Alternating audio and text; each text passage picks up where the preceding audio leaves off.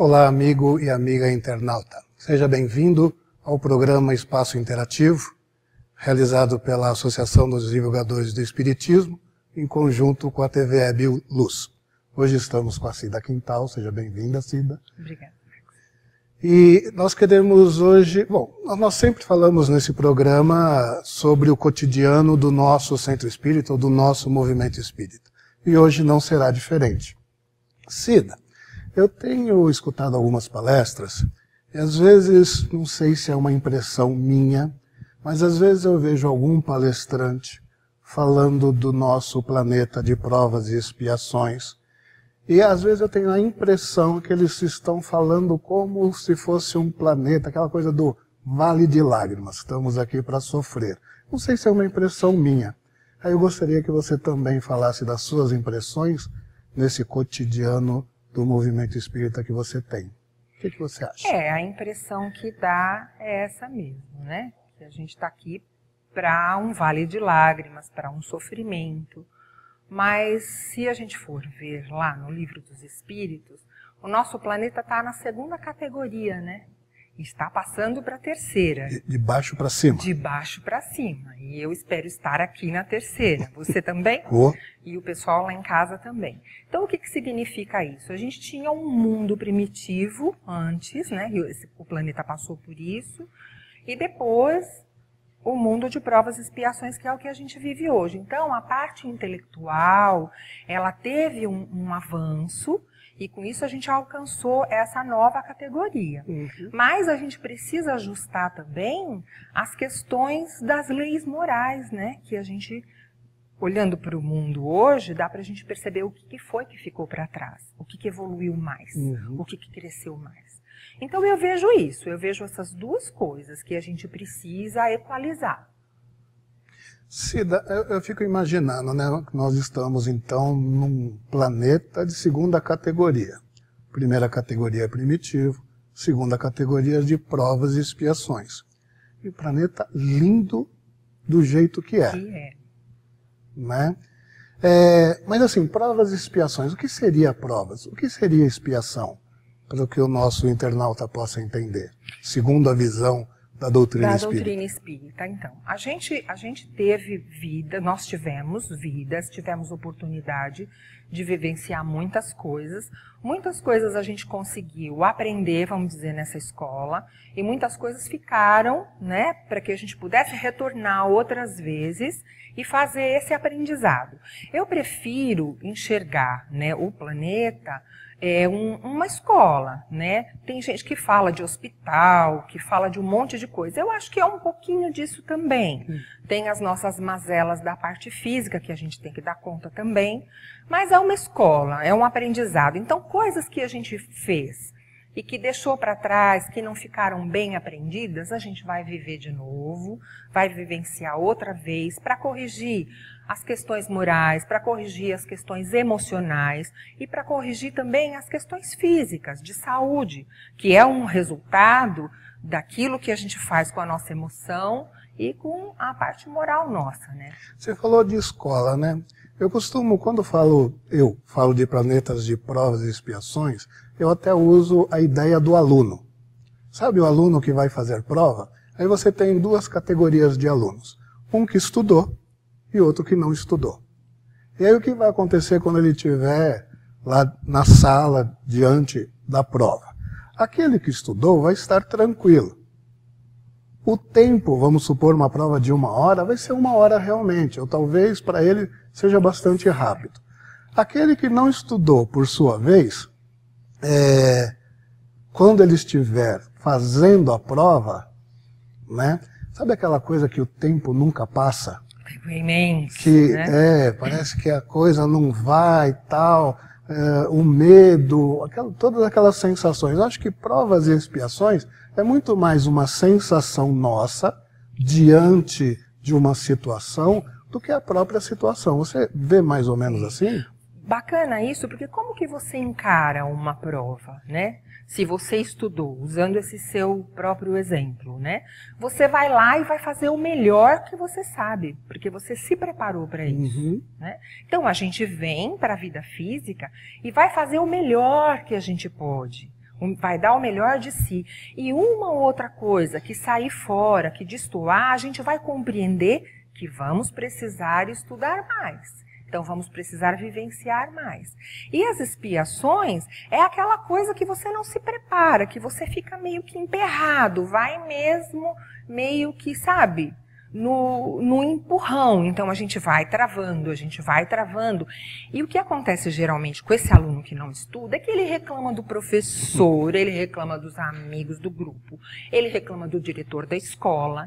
E pensa se não é uma analogia legal se a gente não faz a mesma coisa. A gente reclama da família, do trabalho que não ajuda, dos nossos santos de Deus, seja lá qual for, né, a nossa religião, né, embora a gente esteja falando aqui em relação à doutrina espírita, aí a gente vai falar dos espíritos que não colaboram, de Deus que não olha por nós, quando essa reencarnação, ela sempre é preparada para a gente no plano espiritual, não é verdade? É. Nem sempre a gente pode fazer muitas escolhas, mas que a gente é preparado para estar aqui, para vivenciar nada mais do que aquilo que a gente possa. Então, dentro dessa ideia, você falou do aluno que se prepara. Então, eu imagino que você esteja falando que nós também nos preparamos antes de reencarnarmos para vivenciar essas experiências que nós estamos vivenciando. Com certeza. E por que, se nós nos preparamos, algumas vezes conseguimos ultrapassar com facilidade ou não, e outras vezes não conseguimos? Porque tem situações que a gente percebe nitidamente a nossa maior dificuldade, e outras uma facilidade, vamos dizer assim. Eu tenho paciência com um monte de gente, mas aquele fulano não tenho. Eu tenho paciência, eu tenho resignação com um monte de situações, mas com alguma situação específica eu tenho mais dificuldade. É porque eu não me preparei? Ou não me preparei o suficiente? Como é que é isso? Eu acho que aí não é nenhuma questão de preparo, é uma questão de vivência mesmo. E aí a gente pode pensar nessas dificuldades aqui na vida física, né? Quando a gente esbarra com alguns problemas que a gente não consegue transpor. Então a gente precisa olhar para dentro da gente e ver o que é que está emperrando lá. Porque geralmente é o espelho. Geralmente é o espelho. Eu olho, aquilo me incomoda profundamente, mas o que eu estou vendo é o espelho. Então eu não... Então entra aí a questão da psicologia, mas que só para colaborar com a doutrina espírita. Sim. Então há um preparo, sim, para que a gente venha e tenha sucesso. Mas às vezes esse espelho não permite. E aí a gente vai ficar patinando nisso. Eu detesto aquele cara, eu não gosto do tom de voz dele. O que será que a gente já viveu? E o que será que ele, com o comportamento dele, revela de mim nesta encarnação? Essa é a função do espelho. E eu fico imaginando também, Cida, porque a gente se prepara, no plano espiritual não temos um corpo físico. A gente vem para cá e adquire esse corpo físico. Até que ponto a matéria dificulta, né, a nossa vivência nessas experiências? Então, é porque assim, na vida espiritual, a nossa consciência ela é bem mais ampla, né? Então, quando a gente vem para o corpo físico, a gente tem todo o nosso sistema nervoso, o nosso cérebro, tudo que isso dá uma certa nuvem, né? Isso dificulta. Dificulta muito, né? E aí a gente vai ter todas, se a gente usar as instâncias da psicologia, o id, o ego, o superego, para poder dar conta disso tudo, né? Mas essa dificuldade que a matéria proporciona para a gente é como eu vou poder dizer, um projeto educacional feito para nós dessa maneira. Quer dizer, nós necessitamos do esquecimento, nós necessitamos dessa constrição que o corpo físico nos traz para poder exercitar melhor? Eu acredito que sim, porque se a gente tivesse a amplitude da consciência, a gente não ia dar conta.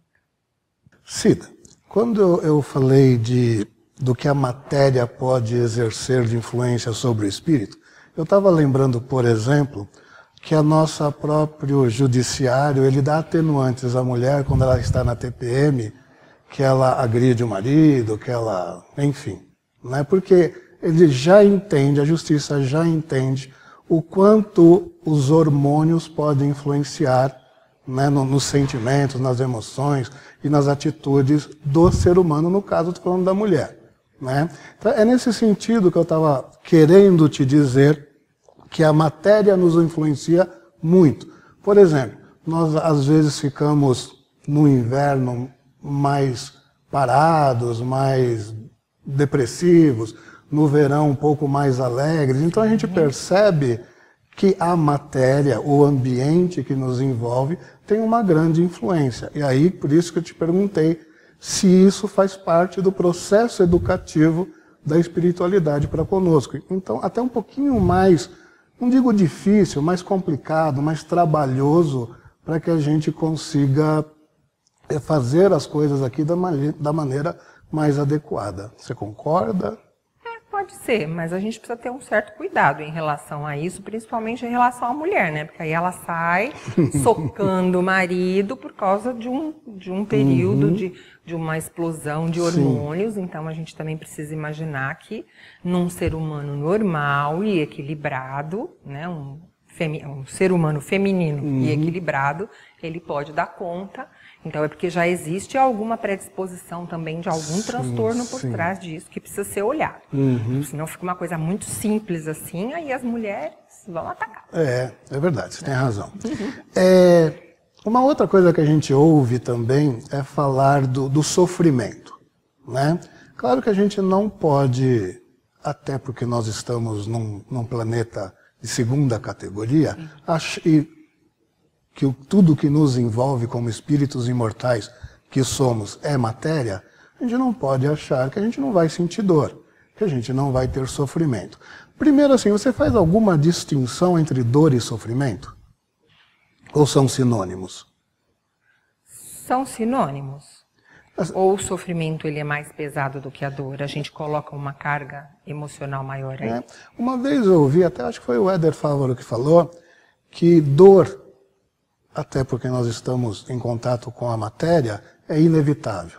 Sofrimento é opcional. Opcional. Tem a questão, né, psíquica e emocional envolvida aí. Né? Exatamente. Né? Então, mas vamos falar do sofrimento que a gente vai passar por aqui. Que sejam sofrimentos físicos ou doenças, assim por diante, ou sejam sofrimentos emocionais nos nossos relacionamentos. É inevitável? Se é inevitável, como fazer para que esses episódios sejam para nós um aprendizado, já que você colocou o nosso planeta e a nossa estada aqui como uma escola? Então, eu acho que vai muito da leveza, né, que a gente vai dar para isso. É a mesma, vamos usar o mesmo exemplo lá da escola, né? Então eu tenho lá álgebra, eu tenho cálculo nas minhas matérias e eu não tenho nenhuma afinidade com isso. Como que eu vou fazer para passar por essas matérias da forma mais branda possível? Trazer um pouco de leveza. Então, se tem áreas, e se a gente procurar se autoconhecer, a gente vai perceber que a gente tem áreas que tem mais dificuldade, que é aquilo que você falou no início. De repente eu tenho uma paciência X, Y, Z com tal coisa, e com tal coisa aquilo já me incomoda. Então já está mostrando que ali você vai precisar fazer um trabalho diferenciado para conviver com aquilo e tirar daquilo um aprendizado para você. Mas em relação a essa questão de mundo de provas, de sofrimento, há muito tempo atrás, quando eu fazia escola de doutrina, eu tive um expositor e que ele dizia que já naquele tempo, há mais ou menos uns 25 anos atrás, ele falava isso. Que cada um vive também num mundo de provas, expiações ou num mundo de regeneração particular.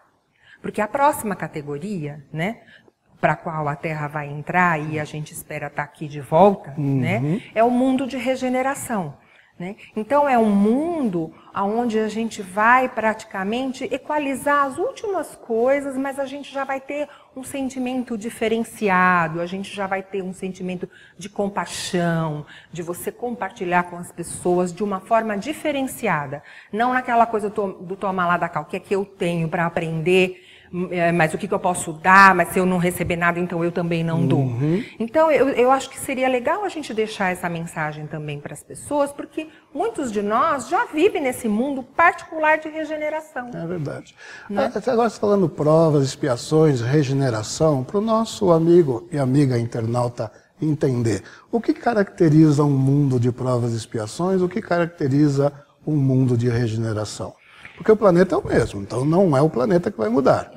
Se você for ver lá na questão dos espíritos, o mundo de provas e expiações é um mundo onde a gente já teve uma evolução na parte material, e aonde na parte material, e aí a gente pode colocar a parte do intelecto também, da ciência, mas aonde a gente precisa trabalhar essa coisa do lado emocional, das vivências mais humanas, do compartilhar, do colocar-se no lugar do outro, que é o que a gente vai vivenciar no mundo de regeneração. Certo. Eu também ouvi que caracteriza um mundo de provas e expiações, uma maneira simples de falar, é que os habitantes do mundo de provas e expiações têm mais mal do que bem.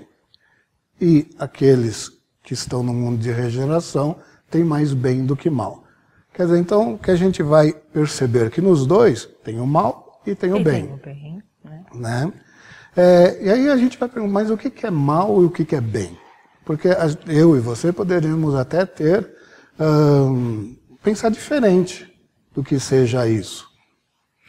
Você percebe que essa coisa de bem e mal também são polaridades. Exatamente. Né? E assim, a gente vê, por exemplo, a vida que a gente está vivendo de muita violência, de uma violência assim meio que desmedida, ou porque a gente tem mais acesso à informação, ou porque são espíritos mais inferiores que estão vindo reencarnar, que tem algumas pessoas que falam nessas teorias, né? Tipo assim, as últimas oportunidades, né?